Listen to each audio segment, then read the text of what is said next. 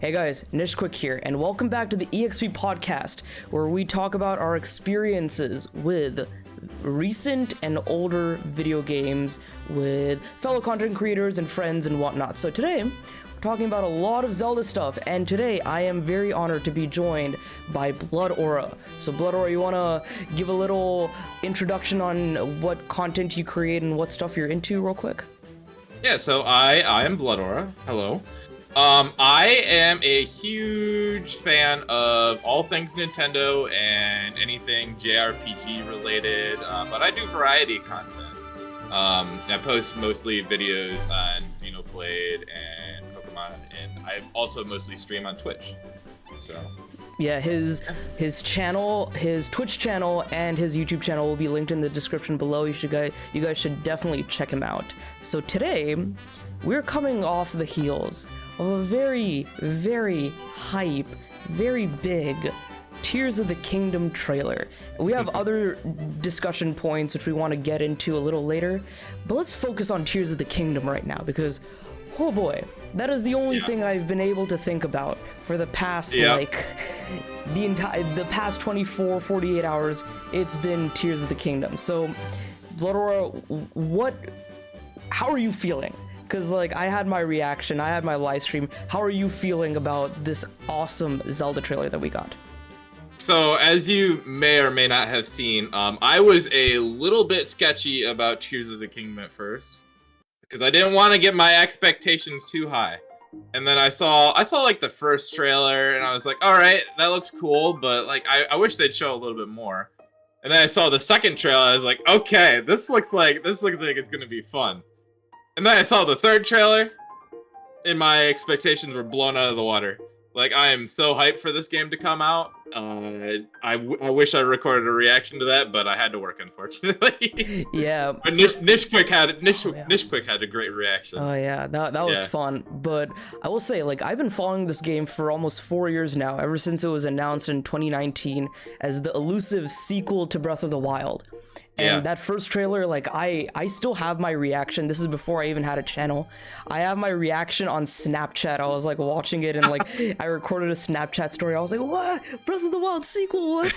And, like, the drip feed of news was incredibly small. It was small, it was slow. It was so minute. Yeah, and even, like, it took a while to even get the title, Tears of the Kingdom. We were just calling it Breath of the Wild 2 for the longest time. Yeah, Breath of the Wild 2. Man, remember when we called the Switch the NX? The NX. And those were the days, too. Those are the days.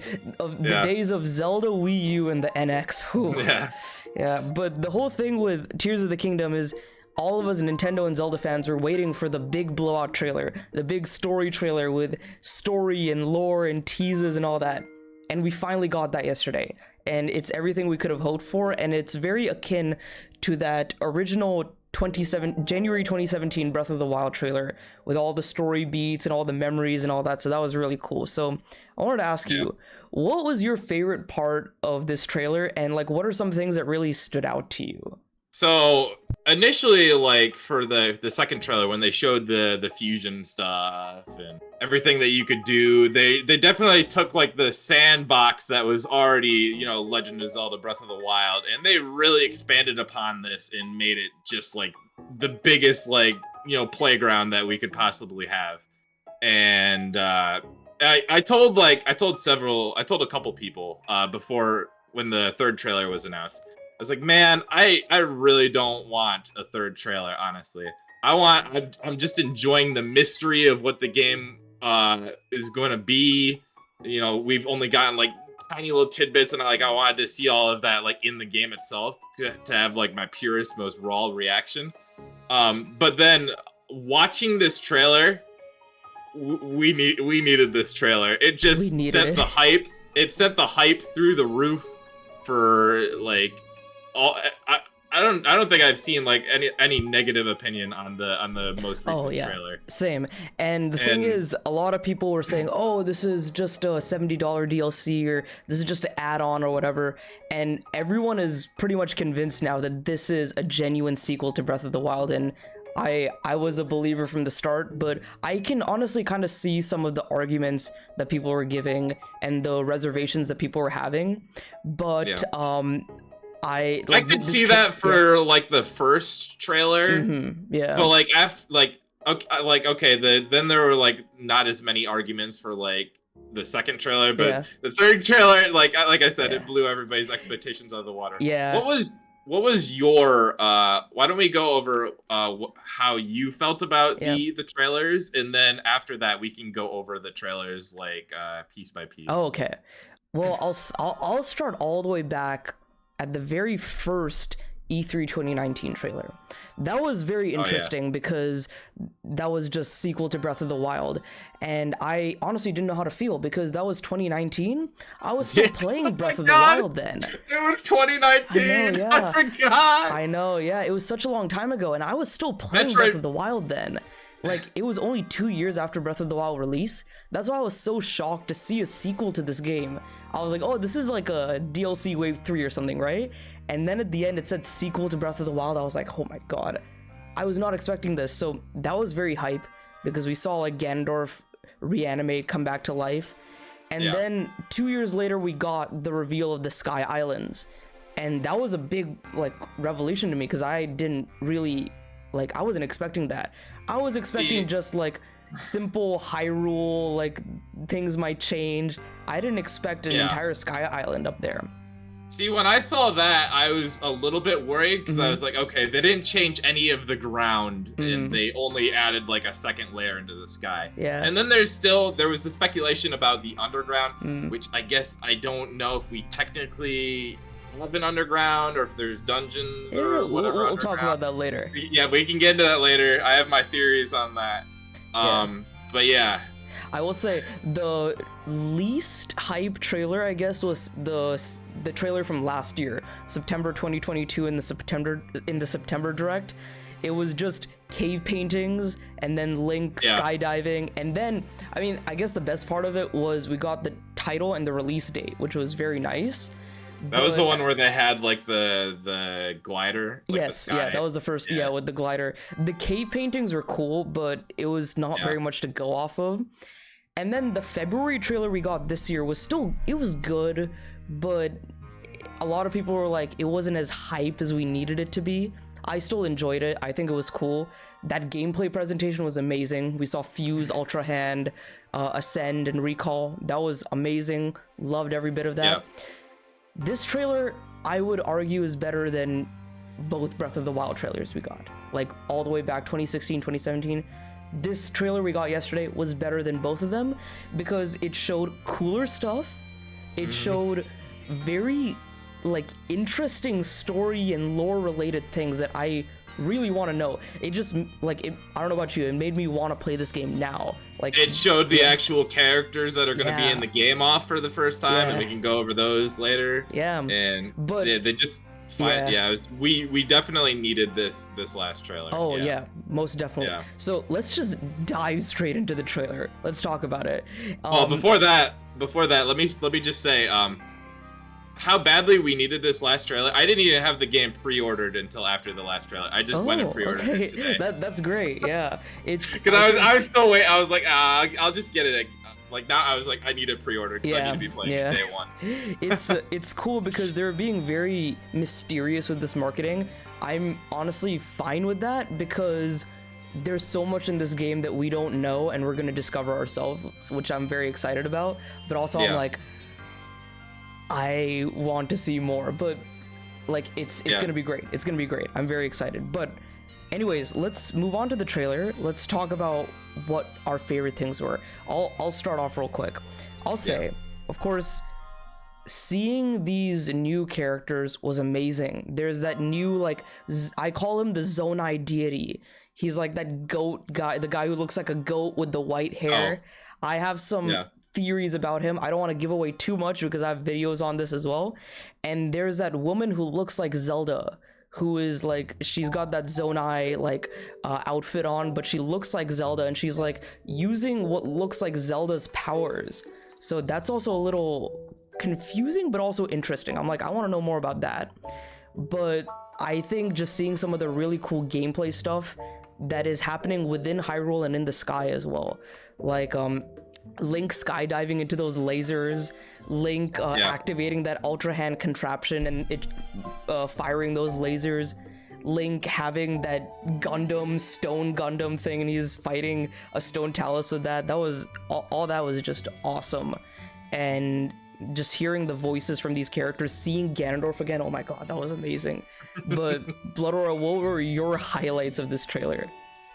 So, for trailer 2, like I liked seeing like the new enemy variations. I liked seeing the fusion ability, obviously. For trailer 3, you know, I was the most excited to see the return of the King Ganondorf. G-Man is back. My man Ganondorf. After 17 years.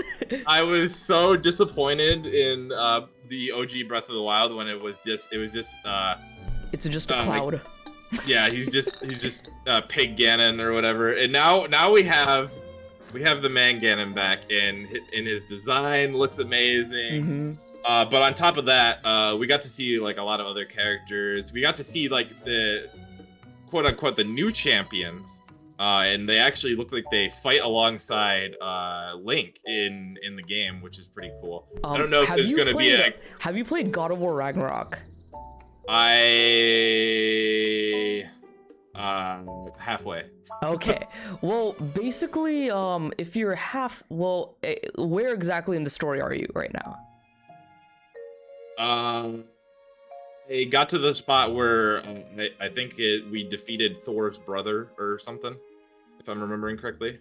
Okay, and this is wait, the sequel. Oh, sorry, are we talking about Ragnarok? Yeah, the sequel. Ragnarok. No. I'm still on OG right. Okay. Well, I won't spoil too much, but I will say a lot of this like stuff with the champions is reminding me of other games where like people like you fight alongside people, and the original God of War does that too. You're fighting with your son, so that's something that like really reminded me of those games. I'm like, Nintendo's taking inspiration from other games, putting their own twist on it, so that's really cool.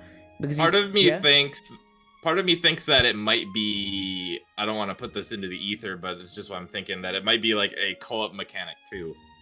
So I don't know if we're gonna get onto something. I don't know if we're gonna get Here's the thing, but if we could control like the other new champions, and also they have this like the splash screen. I don't know if you've seen this yet, where they have Link, Zelda, and Ganondorf, and it almost looks like a character selection screen the way that they have it laid out. It's not only a sequel to Breath of the Wild, it's a sequel to Age of Calamity as well. Yeah, and there's also that scene where Zelda says, "Lend him your power." So whether she's talking Ganondorf give the power to Link, or Link give the power to Ganondorf? I originally thought she was talking about Ganondorf and like the Link and Ganondorf thing. I think she's talking about that goat Zonai deity thing, because that guy has the same arm that Link has. So I think, but my question is, how does Zelda know that this deity exists? Because it's a Zonai deity and all that. So she's like, lend him your power. And then Link eventually gets the power later once he's like corrupted and the Master Sword is broken. But the timeline of events is very confusing because Zelda falls, and in this recent trailer we see her in the sky. So like, what's the whole timeline of events? That's a little confusing. But and it looks like she's like some parts of the game she looks like she's underground, and then other parts of the game where they show her, she looks like she's like completely fine, and she's like in the overworld, and there's like sky around her, even though she's saying like, please come find me, and it's like, but you're just out here, like. Do you think Zelda will be a playable character in this game? Like, do you think we'll have sections where we'll play as Zelda?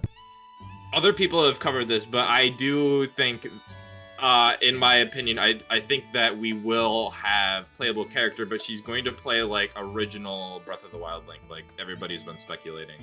Like with the Sheikah Slate and the Sheikah ruins and all that. I think that would be cool. And like a lot of us were theorizing that she would be playable underground. I don't know about Yeah. that now since she's in the sky, but she's like, Link, come save me. Once we save her, do we go back underground and can we use her? Can she be Is part she of in the like our army? sky? Because she falls down. Yeah, that's a little confusing to me because we see her fall, and then there's Yeah. like some like yellow light surrounding her, and then the next time we see her in the trailer, she's in the sky. So that's what I was saying. This timeline of events is a little confusing, but I'm excited to see how that's gonna play out once we start the game up. Yeah. But yeah, anything else that really stood out to you with this trailer in terms of like gameplay, character moments, new stuff? Because there's one thing I want to talk about, but I want to hear from you first. Man, I only watched the trailer once, and I watched it while I was at work, so I didn't get like much of like a glimpse at it. Yeah. Is there anything that? One thing that I want to say real quick is there seems to be a lot of changes within Hyrule itself. And one of those changes is like a big structure coming out from underground. And I think that could very well be our first look at a traditional Zelda dungeon in Tears of the Kingdom, which is a big win for us traditional Zelda fans. Yeah. Yeah. See, and we haven't seen any of the shrines either, right? We haven't seen shrines yet. Not really. Yeah. Yeah. So or I'm the wondering shrine replacements, I guess. Yeah. I want like I still think maybe the shrine stuff could be like underground stuff instead of shrines. Like you go to one of those like platforms, and then you transition to Zelda, and like she completes like a puzzle like underground, and then sends like the stuff back up to Link. Oh, that would be very cool. Yeah. Yeah, you do stuff underground with another character that influences things in the overworld, in the land, or maybe even in the sky too. Maybe you do something in the land and it affects something in the sky, or like shoots up into the sky. That would be really cool. That would be a very fun gameplay mechanic. And, I will say, I did one thing that I wished I saw more of was more like villages, like maybe a bigger village, or like more people like moving around a village. We did see Hateno village, which looks different, and we did see like people rebuilding things around Hyrule Castle. Yeah. But I think that is a hint for like newer villages and newer settlements, so I'm optimistic on that part. So what if you build the, like, they're all like Terrytown, like you just build like more settlements throughout the game? I can totally see that happening, because there was also a clip of Link like pulling a horse carriage. Like he was riding the horse, but the carriage was created with the Ultra Hand stuff. So I was like, this could be like perfect side quest stuff. And one of my friends, I don't know if you know his channel, Yggdrasil, he was saying that there's gonna be, or like he's theorizing that Ultra Hand is gonna be used a lot for side quests. And I'm like, that is the perfect idea to use Ultra Hand. Do like have multiple Terrytown quests, and like, you know how in Xenoblade you like increase your affinity? You can probably do that with these quests in this game, and that would be so perfect. Yeah. That would be cool. Yeah. But you're saying just use the Master Hand, or what was it? It's not the Master Ultra Hand. Hand. What's it called? Yeah, the Ultra Hand thing to like fuse together objects to like create things. I just think it's funny that they have the Master Sword. They couldn't call it the Master Hand because they already have a big Master Hand character. So they have Master had to Hand think in of Smash. they're like we need to come up with something that's not Master Hand, because then people would make fun of it. You know what's cool is Ultra Hand is like, before Nintendo made games, they were just like a playing card and a toy company, and they had a toy like way back in like the 70s and 80s called the Ultra Hand. It's like those extendable hand toys. So they got the inspiration from that, because at first I was like, Ultra Hand is such a weird name, and then someone posted it on Twitter that this is where it came from. I'm like, whoa, mind blown. Do we think that any of the OG Breath of the Wild abilities are going to be coming back as usable actions on Link? Or do we think that the Ultra Hand abilities are going to be the only abilities we have throughout Tears of the Kingdom? I think I'll say this. There's a small clip in this recent trailer where you do see Link use the Sheikah Slate, but we see him use it in a different way. He's like, it's when the elevator is rising, and Link is using that Sheikah Slate to like rise. Yeah. it's got like rope and like a spool or something. So Yeah, it's like the rewind ability. sort of. I think he's using it to either go underground or go like above into the sky. But I really hope that if we have some sort of Sheikah Slate, I hope that we can use those runes as well. And if not Link using those runes, someone else like Zelda would be able to use those runes instead. That would be really cool. Yeah. Right. But if not, I think these arm abilities are really cool. Like Fuse, Recall, Ascend, and Ultra Hand are really fun to play around with. Here's an idea I just thought of off the top of my head. What if you're going through the game and you're doing these puzzles with Zelda Underground, and then halfway through the game, you unlock the ability to switch between Link and Zelda, and then so much more becomes accessible on the map that you couldn't do before, because now you have the Sheikah Slate abilities. Yeah, it's I haven't played, because there's no way they're gonna program out all of the old, like, you know, physics for the whole entire overworld, so they have to have some way to still implement like those abilities in the game. More is better, honestly. I mean, like, these new additions are cool, but why not have the old stuff as well? And like your thing about switching between Link and Zelda seamlessly, that reminds me of GTA 5. I never played GTA 5. Or Genshin. Yeah, Genshin as well. Like, I haven't played those games. Everyone like keeps telling me like in GTA 5 you can just seamlessly switch between characters. I don't know how easy or difficult that will be on the Switch. Maybe it won't be as seamless as those games, but it would still be cool. Like, whenever you want, you're like, hey, I can't progress here. Someone needs to help me out underground. So you just switch to another character underground. They unlock something and move something around, and then in the land, you can switch back to that character in the land and be like, oh, I can progress now. That's a pretty cool idea. And then here's the next level. If we can play as playable Link and we can play as playable Zelda, what if we get to play and unlock, like, towards the end of the game, we get to unlock and play as Ganondorf, and he's just the powerhouse character. But like, all of his abilities is just to completely ruin enemies, to annihilate, with like all of his power. Yeah. You know. What do you think we're gonna do as Ganondorf though? I think he's just gonna be. I just think he's gonna be the brawler. You know, I think he's gonna have like all the super powerful abilities, like OP abilities. Yeah. Do you think that's just gonna be battle. Like a end game, like fun little unlock thing? It will be like a non-canon thing you're gonna do with it. Yeah, it'll definitely be like at the end of the game if it happens. Yeah. Like.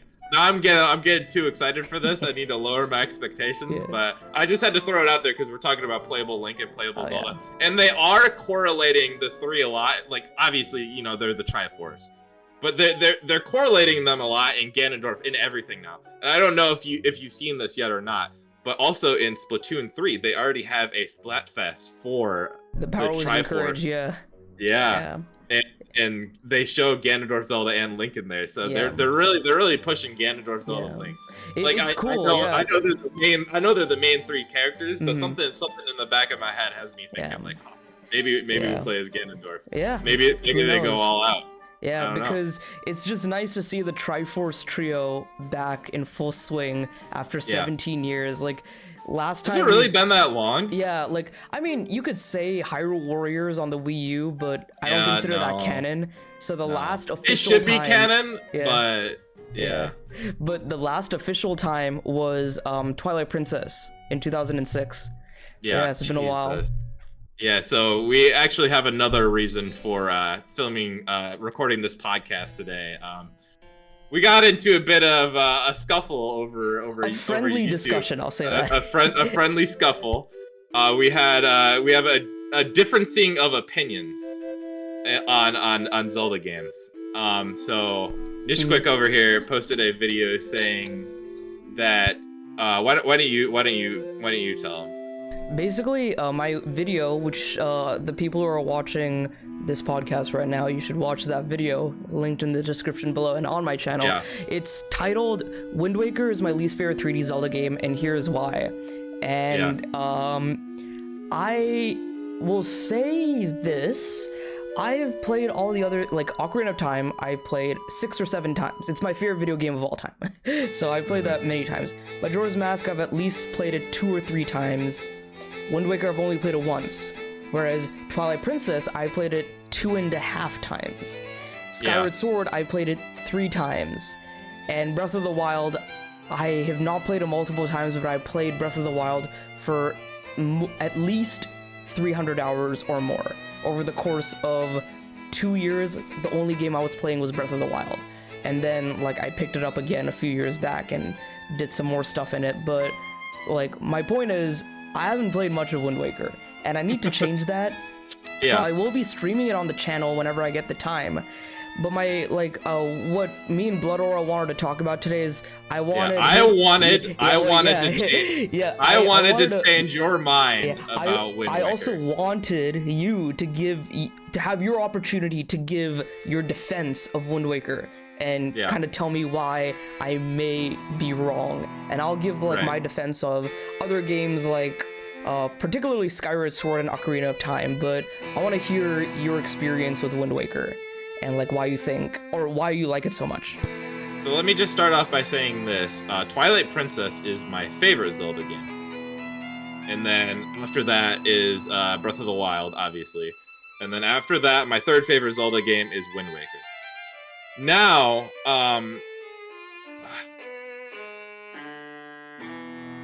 why don't you go into a little bit, like, what your least favorite aspects of Wind Waker are? For me, I will say one thing that I didn't like about Wind Waker was the dungeons. And the dungeons aren't necessarily bad, I just feel like they're very simple compared to other Zelda games. Like, when I think about, like, the Forest Temple in Ocarina of Time, Stone Tower Temple in Majora's Mask, and then Arbiter's Grounds in Twilight Princess, Ancient Cistern Sandship, Lanayru Mining Facility in Skyward Sword. Skyward Sword has some of my favorite dungeons of all time. And then I look at Wind Waker and they're good, but to me they're just serviceable. Like, Forbidden Woods, Dragon Roost Cavern, they're alright. I think the most memorable dungeon for me in Wind Waker was the Wind Temple, and that was very fun. Right, other than that, especially the theme song for it. Yeah. Other than that, I can't really recall a lot of the puzzles in these Wind Waker dungeons. I remember a bit of the Tower of the Gods, but for me, the dungeons are always, like, why I love Zelda so much. And even Breath of the Wild, some of these shrine puzzles made me feel like such a genius, and I love them so much. Wind Waker had those experiences here and there a little bit, but I'm missing that, like, Stone Tower Temple kind of thing where you flip the dungeon upside down, and, like, Goron Mines where you, like, stick to the ceiling and stuff. I don't know. That's my big thing about Wind Waker. Sailing was okay. Like, sailing isn't too bad. For the GameCube, it's a genuine, like, marvel what they've done. But I also do need to try it again on my Wii U because sailing is a little faster and it's just a more seamless experience. So what do you have to say on those things? So on that, like, I could see that for you, the puzzles and, like, dungeons and stuff are, like, super important, like, in your Zelda game. And I also saw that in your video, which is because I was like, oh man, he doesn't like Wind Waker. What the heck is wrong with it? No, I didn't say that, but and then you brought up, like, the puzzles and the dungeons are like your turning points. And then for me, the reason why I love Wind Waker so much and why it's so, like, critically acclaimed to me is because of the style of the game, like, the emotions that are in it. Like, you know, Link has all these. Link is like a funny kid. Like, he has different emotions, and they really set the moods of, like, they make for funny things. They make for, like, you know, sad moments. And there's, like, a lot of interesting, like, character, like, development with other characters in the game, like your grandma. Like, you leave, and then like, your grandma actually gets, like, depressed. You know, yeah, that was a very touching moment in Wind Waker. Yeah. And then you gotta go back and you gotta give her the soup, and then you heal her. Yeah. But, like, it was like so sad, and you see Link sad, and just, like, the emotions are good. And I really love the artistic style of Wind Waker in general. It's just such a beautiful world to, you know, just be around in. And I'm a huge fan of like exploring in open worlds and like I am a One Piece fan, if that tells you anything. Nice. So I like pirates, I like ships, I like the idea of being out on the water. So it's very appealing for me in general. For me, it might not be appealing for other people. Just be sailing around on a ship and like exploring islands. Did you see those pirate ships in the recent Tears of the Kingdom trailer? Did you catch those? Yeah. That's gonna be awesome. But wasn't it like flying too? Yes, they were flying. So I'm very curious to see what those do. But like the ghost ship. They're bringing the ghost ship back. Yeah. But I will say, you talking about the expressiveness and art style of Wind Waker. Yeah. I think Wind Waker is one of the most timeless art styles of all time. And the music too. I didn't bring up the music, but the music for Wind Waker is beautiful. One of the best. I feel like this discussion is gonna go in way more of a positive direction, especially with the way you turn the conversation. Because like a lot of the things that you mentioned are things that I love about Wind Waker. Like, Wind Waker's OST, its art style, and its story are my favorite things about it. And I think it's up there in the series' like 37-year history. Like, my favorite soundtrack in Zelda is Skyward Sword, but Wind Waker is a close second because Wind Waker has songs that are just so unique, like Dragon Roost Island. What a amazing song. Windfall Island, amazing song. The end credits scene of Wind Waker, the end credits theme of Wind Waker. I remember back in middle school, I would listen to that song all the time because I was like, this is an amazing, amazing song. So cool. Yeah, I always go back to Song of Storms. That's always my favorite Zelda song in general. Yeah, that's a timeless one. But I will that didn't start in Wind Waker. Yeah. But the thing is, Wind Waker also, like you were saying, the expressiveness of the characters. Yeah. That reminds me of another game that we've both definitely played is Xenoblade Chronicles 2. Is like the thing with Xenoblade 2 is the director or like the creator of Xenoblade, Mr. Takahashi, said, I went in this direction with Xenoblade 2 because I wanted the characters to be more expressive. And you can tell that Nintendo did that with Wind Waker because they wanted Link to be expressive. They wanted Ganondorf to have this more like menacing animated look to him.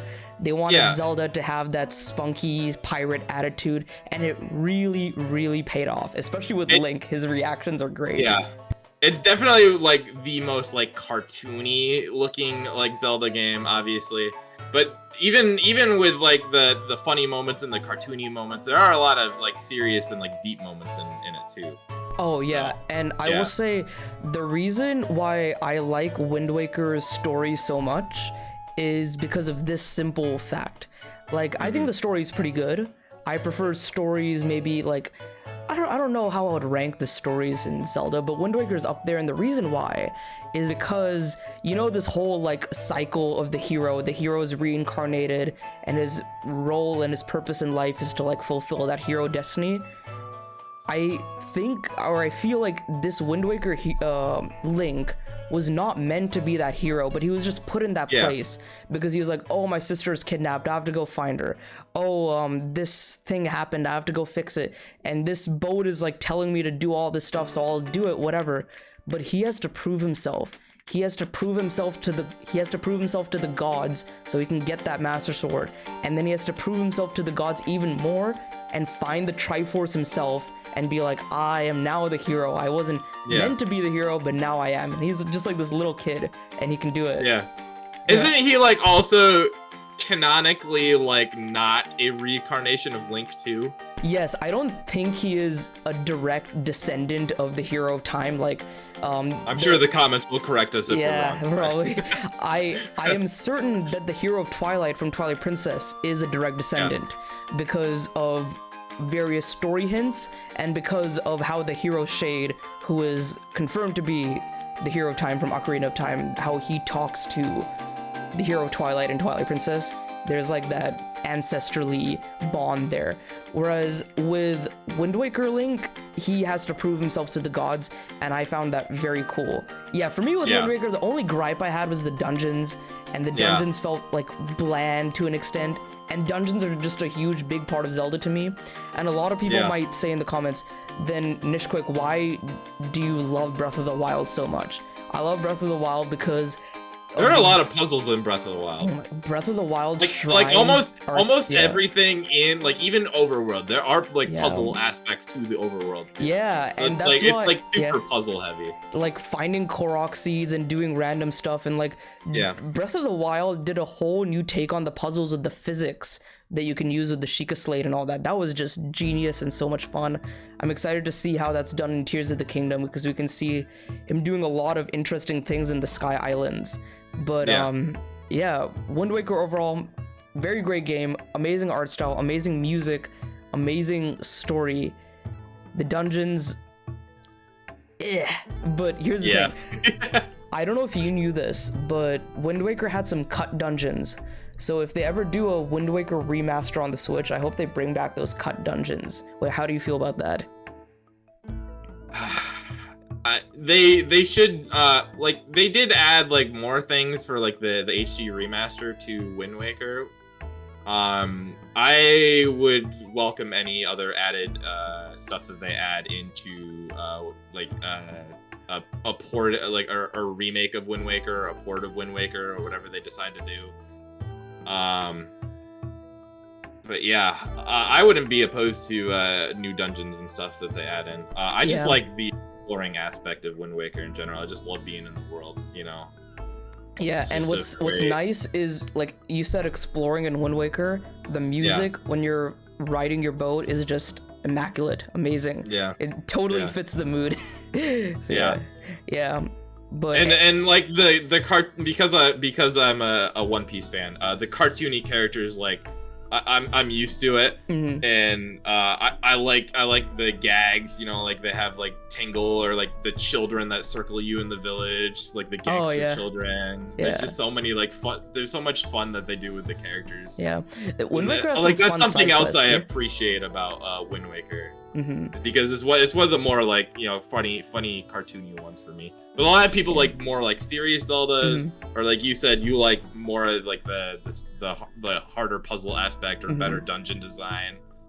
I don't remember the dungeons for Wind Waker too much, so I don't really have much to add on that. But yeah, I will say, like as you said about the characters and stuff, they're very memorable, and the side quests are a lot of fun in Wind Waker. Like Snot Kid. Yeah, the Snot Kid. Yeah. Those kids were very fun. Like a lot of things you can do on Windfall Island are just a lot of fun, and you remember a lot of these characters. Like you remember the Great Deku Tree, you remember Makar, you remember Medley, you remember Makar, you remember that Eskimo guy with the giant big coat he's got on, and him doing the auction stuff in Windfall Island. You remember all these people. It's a very well lived world. Tetra in her miscellaneous bunch of random pirates. Oh yeah, Tetra, love all of them. The guy with the but that'll lead us into our next discussion topic, is that I counteracted and commented on Nishquick's video saying, I said, bruh, Wind Waker is the least favorite Zelda game. Skyward Sword is right there, man. Yeah, well, I have a lot of defense for Skyward Sword, and I feel like it just makes me so sad sometimes when I see, like, I call it Skyward Sword hate, because some people are critical of Skyward Sword, but they don't hate it. I'm assuming that's you. But so let me explain like why I am distasteful for Skyward Sword, because I have not made like a video about like Skyward Sword or anything. For me, I am the opposite. For me, I despise the dungeons for Skyward Sword. Some of the dungeons in Skyward Sword are my least favorite dungeons. Interesting. Let me give you an example. I want to hear why. My least favorite dungeon in all of Skyward Sword is definitely the underwater area in Farron Woods, where the water level raises and you have to get all the stuff underwater. Oh, okay. The one with the many different levels where you go like into the the whole swimming area, and you gotta get the air, and I absolutely despise that entire area and doing all of that. Yeah, but even the Ancient Cistern, you didn't like the Ancient Cistern?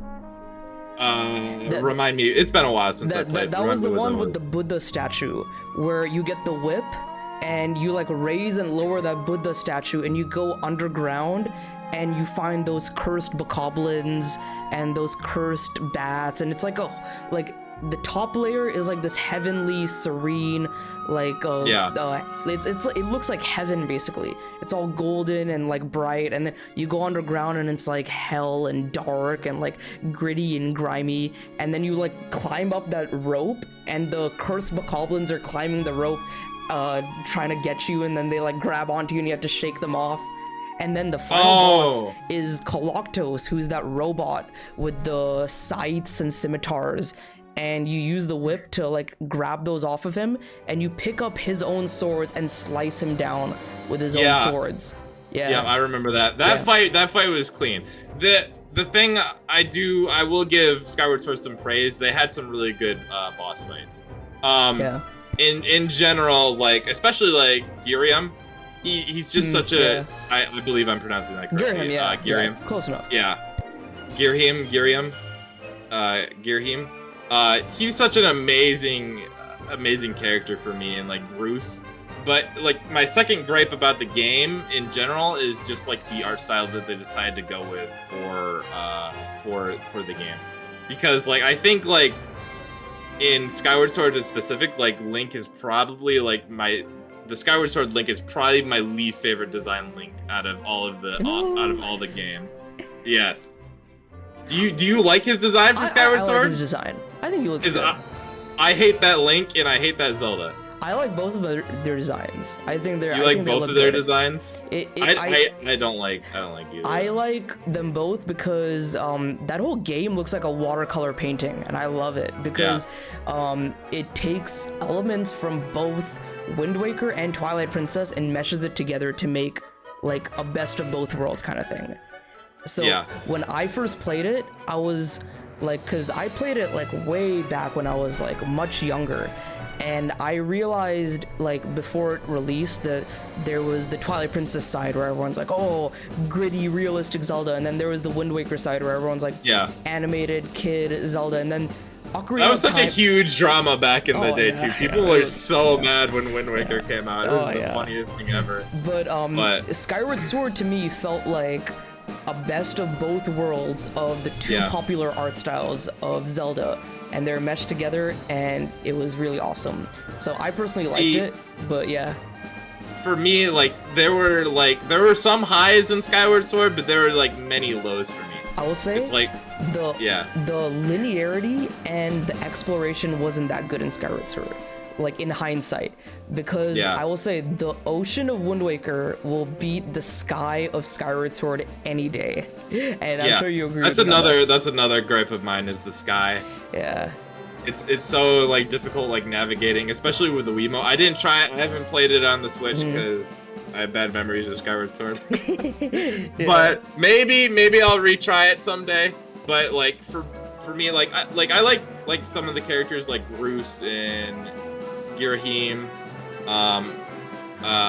but there's like a lot of like there are some bosses that I didn't like, you know, like the what was it, the big toe monster? Oh, the imprisoned.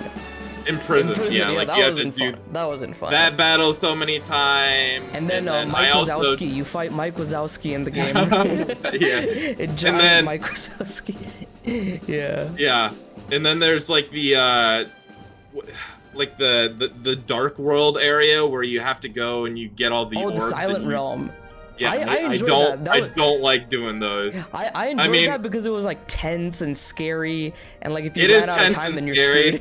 But I'm not a fan of like horror movies. But in no way is that horror at all. But it's like scary, and like some of them are complicated.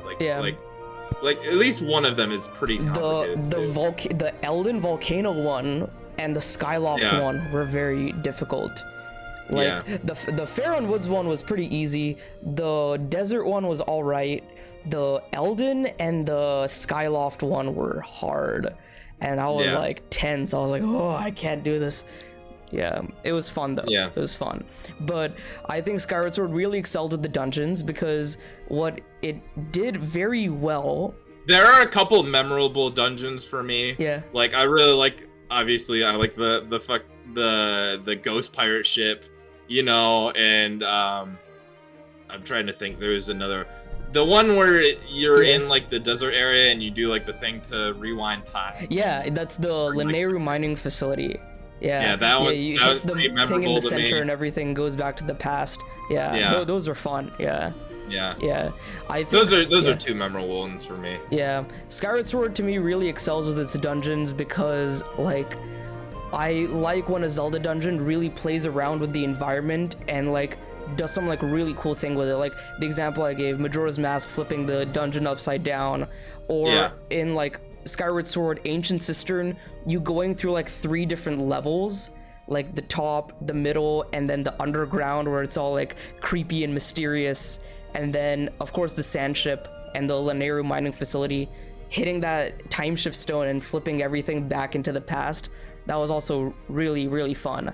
So I will say Skyward Sword really excelled with its puzzles and its dungeons, and also with its story, because I think Skyward Sword did a very good job of being like the first Zelda game chronologically and explaining a lot of the lore. Like, why do Link, Zelda, and Ganondorf get like reincarnated over and over again? How was the Master Sword created? And all these really cool things that we sort of took for granted as Zelda fans. And like, that was what I was looking forward to the most pre Skyward Sword launch. I was like, how will all this make sense? And then it did, and I was like, yes.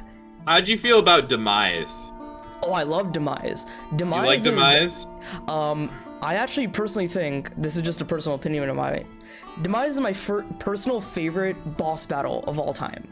And not only final boss, but boss battle. To be fair, I do remember the boss battle and all the beats, because I had to do it like quite a bit. It's fun because like Skyward Sword has like a lot of gadgets you can use with the motion controls, but this one was just like sword and shield against sword, and it was it was not only Link versus Demise, it was also Fi versus Girahim, because Fi is your Master Sword, Girahim is Demise's anti-Master Sword. So that was also really cool. It was a really cool sword fight, and like the way you're sword parrying and then slashing, and then like using the Skyward Strike with the lightning. That was amazing. The music was great, the visuals were great. It was fun. Also, Demise's like whole story significance is very cool, that he's the one who like creates this curse, this cycle of reincarnation of Link, Zelda, and of course he creates Ganondorf. Like Ganondorf is his like manifestation of his hatred coming back to haunt Link and Zelda over and over again. That's really cool, because like they were hinting like we'll see the origins of Ganondorf in this game, and I'm like, how are they gonna do that? And just one line, and one very clever line, they explained it all, and it was really cool. Yeah. What do you think about Demise and his whole like role in the story? See, so I did actually really enjoy the Demise boss fight. But after the game was said and done, like there was a part of me that was just like longing and like wishing that it was like Ganon and not Demise, you know, which I'm sure like a lot of people felt that way too, like that they were just like replacing Ganondorf with Demise. But I get he's like the origin of it. Yeah, I just thought it was really cool to see the origins of him, and I think a lot of people are theorizing in Tears of the Kingdom we might get more Demise lore, because like Ganondorf is the strongest he's ever been, and what if that's like leading back to some Demise lore as well? We'll see. And then when I think about it more, Demise is also giant toe monster, so that makes me dislike Demise a little bit more. It's funny that Demise is the worst boss in Skyward Sword, but also the best boss in Skyward Sword. Oh my gosh, yeah, it's so true. It's hilarious. Those imprisoned fights were just not fun. Not fun. Yeah. Like, no. Say what you want about like. I like the parts with like Groose where he's actually doing something. Yeah. Like other than that, it's just, like too many times and it's not fun at all. Yeah. 3 times 3 times, and it's just like. And then when you fail, like say you don't like get him in time, and he reaches the top, and then you have to do it all over again. It feels it's always funny, like the old lady, bad. she's like, "Oh no, we failed," and like you see in prison like smash the old lady, and you're like, "Oh dang, what did I do?" Like, oh, thank God she's gone now. Yeah. No, but yeah, Imprisoned was not a fun fight, and some of the bosses in Skyward Sword are kind of hit or miss. The Tantalus fight, who I referred to as Mike Wazowski, was not very fun because, like, that whole sandship dungeon was really cool, and you're like, it's just leading up to this really awesome boss battle. Yeah, it was kind of it's kind of lame. Yeah. The dungeon was cool. Yeah, the dungeon was great. The final boss is like meh. Yeah. There are a lot of really good boss fights in Skyward Sword, which is something. Now that I'm thinking about it, we haven't talked about this at all for Tears of the Kingdom. Do we think we're gonna get? What do we think we're gonna get with all these boss fights? Do we think that there's gonna be like returning boss fights? Because I mean, we had like the four in Breath of the Wild. But it seems like there are a lot of like returning characters, like the one with the multiple heads. I forget the name of it. Yeah, the Gleeok. Thank you. And then there was like it looked like a new kind of like dragon-looking thing coming out of like a rift, like trying to like eat them. Like, correct me if I'm wrong, but I don't think that's a returning. No, that's not. Yeah, that's a new one. That's a new boss. Yeah. I hope. Okay, because Breath of the Wild had those overworld bosses, like the Stone Taluses, the Hinoxes, the Moldugas. I can't remember the other ones. I think that was it. I am not entirely sure. But basically, it had those. And a lot of those are returning. We can see some Moldugas back. We can see some Hinox back in some other trailers. We can see some of the... We can see Stone Talus in many trailers, but... What I'm hoping is a lot of these bosses, like Gleeok seems to be an overworld boss, so that's fine. Some of these bosses we've seen in the recent trailers, I hope they're actually dungeon bosses. Do we actually think Gleeok is going to be an overworld boss? I mean, we see him in the overworld, but I think he might be like a specific, because you see like the what were they? The Guardians? The Constructs. The Constructs. Yeah. You see them in the overworld, but they're not technically like overworld things. They're like they're the dungeons, you know. Yeah. I wonder if like they are actually like technically like specified bosses, but they're only doable in like that area. Yeah. I think overworld bosses in the sense that they'll be like the Stone Talus, or we'll have the health bar and it'll show us where we are, but I also think we'll see some dungeon bosses as well, and they won't be like the Blight Ganons in Breath of the Wild. I think they'll be like actual, we get to the end of a dungeon or like a shrine or a trial, and we fight some bosses. Like, we did see some hints in the recent trailers. We saw like a giant robot construct come out of the wall. We saw that like dragon come out of the rift. It looks like a spider ice dragon thing. I hope that those ghost ships are a dungeon and the final boss is that rift dragon thing. But I really hope that we will get to the end of a dungeon and we will like actually get to fight a legit boss and have some really cool, like, because with the Breath of the Wild Blight Ganons, it was just like hit them until they die and then use some Sheikah Slate ability and then hit them more until they die. I hope there's some like cool mechanics of these bosses that make them more fun, like how they were in Skyward Sword and even Wind Waker. Wind Waker had some really cool bosses. Like, remember Malgera in the Wind Temple with like you had to like pull it down with the hook shot and slash it. And then that one was kind of tough. Yeah, that was tough. And then the giant Poe. What if that's like a rehash of Malgera? The one I don't think they'd make a new boss. I don't know. I feel like it has to be like a rehash, like old boss, like with an updated like style. I wonder if it's that. Yeah, because they're doing that with Gleeok, so maybe they'll do that with some other bosses as well. Because there is a boss in the newest trailer that did remind me a bit of Malgera, actually. Maybe we'll get a rehashed Mike Wazowski. Oh Oh boy. He gets his redemption arc. Oh my god, Yeah. just imagine. Mike Wazowski is back in a Zelda game, but he is a good boss this time. He's like an actual threat to us. Yeah. Yeah, that'd be wild.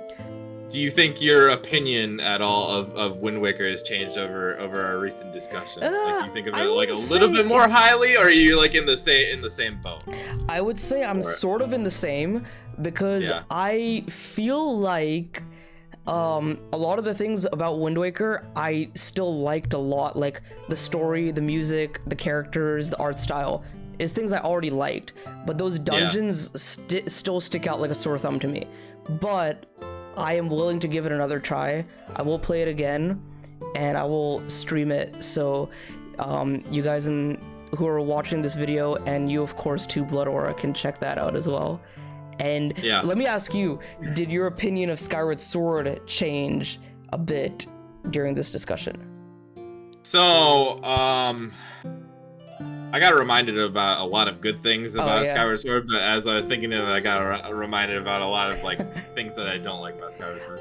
But I think the definition that we gotta like put out there is that we don't dislike these games. Oh yes, right? We're just saying that they're like our least favorite. We're being critical. Yeah. Because like Zelda's my favorite video game franchise of all time, so I'm very critical of it. Yeah, and the thing is, like, I always say, like, every Zelda game is at least an 8 or a 9 out of 10, if not more. Even Wind Waker, I would put it at like a 9 out of 10. It's amazing, but I'm being very critical about it because it's Zelda. Yeah, and then like there's a different discussion to be had with 2D Zelda games, of course. But like we're just judging them off of like the 3D Zelda games, and there are not that many of them. So it's easy to have like a least favorite that could be like somebody's favorite, especially when all these Zelda games are like pretty highly acclaimed. Yeah, we have with Tears of the Kingdom, we'll have 7 3D Zelda games if I'm not mistaken. Ocarina of Time, Majora's Mask, Wind Waker, Twilight Princess, Skyward Sword, Breath of the Wild, Tears of the Kingdom. But it's interesting that 7 3D Zelda games and there's almost 20 mainline Zelda games. So the 3D Zelda games just are like, I wouldn't say a fraction, but just a small little bit of the grand scope of what Zelda is. So yeah. They're all good. Yeah, all great games. Do you have when they're all good, you still have to have a least favorite, you know? Oh yeah, exactly. Yeah. Do you have any final remarks about Zelda before we close out the Zelda discussion and move on to something else? I'm just excited to play it. Can it come out tomorrow, please? Yes, I would like for it to come out as well. Like, please just release it early. Yeah. But yeah, that's gonna do it for our Zelda discussion today. And it was a great, pretty friendly discussion about Wind Waker versus Skyward Sword, and of course the Tears of the Kingdom hype. And I once again want to thank Blood Aura for joining today on the EXP podcast. You can check out his YouTube and his Twitch down in the description below. Blood Aura, you want to talk about any upcoming projects or tease any new streams coming up? Yeah, so right now I'm working on a couple Xenoblade videos. They're just going to be reactions because most of my videos are reaction like compilations. I'm learning to edit a little bit more, so I'm working on those. So stay in tune for those. And I also have a couple Pokemon Arceus reactions that I'll be uploading too. But yeah, mostly for my channel, I kind of just do reactions or any Nintendo Directs or any Pokemon Presents are always going to be, I'm always going to have reactions on those. Hopefully the next Pokemon Presents is better than the one we got. We can talk about that in another conversation. I was so disappointed in that. But like on Twitch, I just, I play random JRPGs, and I've been playing a lot of Genshin now. I'm going through Genshin for the first time, so that's a lot of fun. Yeah. Also, it was great having this conversation with you about Zelda Niche Quick. It's been really fun you having me on your channel to discuss Zelda and getting to talk about one of my favorite franchises with somebody else who really loves the franchise. Oh yeah, it was a great discussion. Fun. Thank you for having me on. Oh yeah, no problem. Yeah. Yeah, you're welcome anytime once again on the channel.